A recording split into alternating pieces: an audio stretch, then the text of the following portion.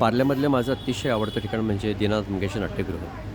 मी पार्ल्यात आलो आहे म्हणून नाही, तर वेलेपार्ले ईस्टला जेव्हा डहाणूकर कॉलेजमध्ये शिकत होतो 1985 ते 88 यापासून दीनानाथवरती माझं प्रेम जमलं.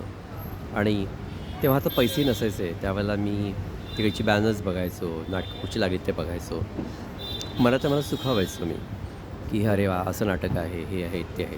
नंतर हळूहळू नाटकामध्ये किंचित कामं पण केली. त्याच्यामुळं थोडीफार ओळख झाली आणि या वास्तूमध्ये आतमध्ये जायची संधी मिळाली. त्यानंतर अर्थातच दिवस जसे पुढे गेले त्याप्रमाणे थोड्या हातामध्ये पैसे आल्यानंतर एखादं नाटक तरी बघावं महिन्यातनं एकदा असं ठरवलं. फिल्म्स मी बघत नाहीत, पण लाईव्ह नाटक बघायला नेहमीच आवडतं आणि ते अजूनही आवडतं आहे. मग ते कोणतेही असो. आणि कधीकधी ते संगीताचे प्रोग्राम्स अतिशय महत्त्वाचे ते. आणि त्यानंतर अर्थात बॅनरवरती जे काही चांगलं दिसेल ते आपल्याला मिळतं का बघायला हे बघायचं. आणि ते महत्त्वाचं असल्यामुळे ते बघायचं. नुसती बॅनर्स बघितले ना तरी मला आवडायचं.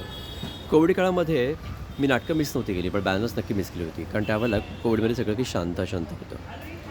बालनाट्य वगैरे बघणं तर माझा आवडीचा प्रकार होता. तेही बघायचो मी. कौटुंबिक, सामाजिक, कॉमेडी सगळं मजाच यायची बघायला. ते दिवस आठवतात अजूनही. आता वेळ नसतो म्हणून बघायला मिळत नाही, पण कधीकधी बघतो आणि आवर्जून बघतो. नंतर माझी मुलगी जेव्हा नाटकामध्ये काम करायला लागली तेव्हा दीनानाथची पायरी नेहमीच चढणं आलं आणि तो एक मोठा अत्यानंदाचा भाग होता.